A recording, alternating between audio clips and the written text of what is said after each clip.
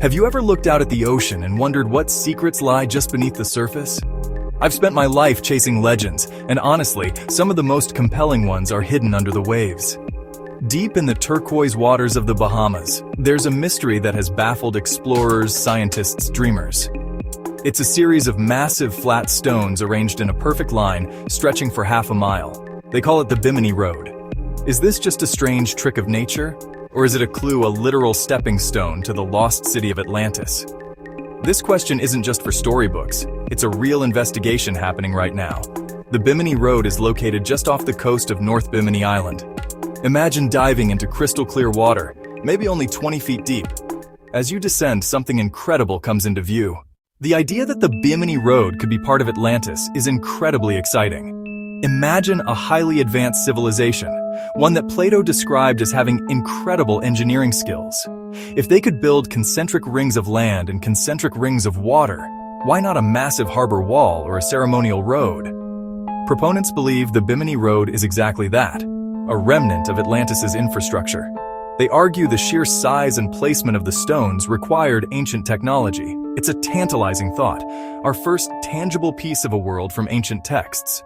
Believers point to signs of human workmanship, tool marks on the stones, multi-layered blocks, stone props or wedges under larger blocks, the alleged smoking gun.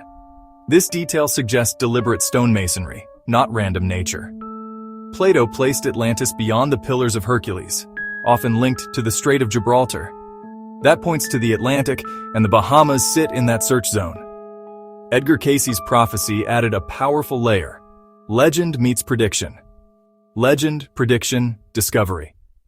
This convergence turns the site into a pilgrimage for believers. Of course, for every compelling legend, there's a team of scientists ready to put it to the test. Mainstream geology and archaeology have a very different explanation for the Bimini Road. They argue that what we're seeing is a completely natural phenomenon known as beach rock. Beach rock forms when sand and shells in the intertidal zone, the area between high and low tide, are cemented together by calcium carbonate. Over time, this process can create large, flat slabs of rock. According to this theory, what looks like a road is simply a layer of beach rock that formed along an ancient shoreline thousands of years ago. Geologists have taken core samples from the stones, and their findings support the natural formation theory. The samples show that the rock is composed of the same materials as the nearby beaches, oolitic sand seashell fragments all native to the area. Radiocarbon dating of the shells within the rock places its age at around 2,000 to 4,000 years old. So, where does that leave us? On one hand, we have compelling scientific evidence suggesting the Bimini Road is a natural wonder. The geology, the core samples, the dating. It's a classic case of nature creating something so extraordinary that it looks man-made. This explanation satisfies the scientific mind. It tells a story of changing sea levels, geological forces. For many, the case is closed. A beautiful, deceptive beach rock formation. On the other hand, the legend persists. The sheer perfection of the road's layout is hard to dismiss. Why is it so straight? Why are the blocks so uniform? Why does it look so man-made?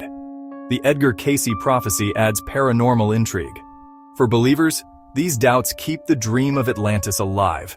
Ultimately, the magic lies in the debate. It exists between fact and folklore, science and myth. It challenges us to question and imagine. What secrets do you think it still holds?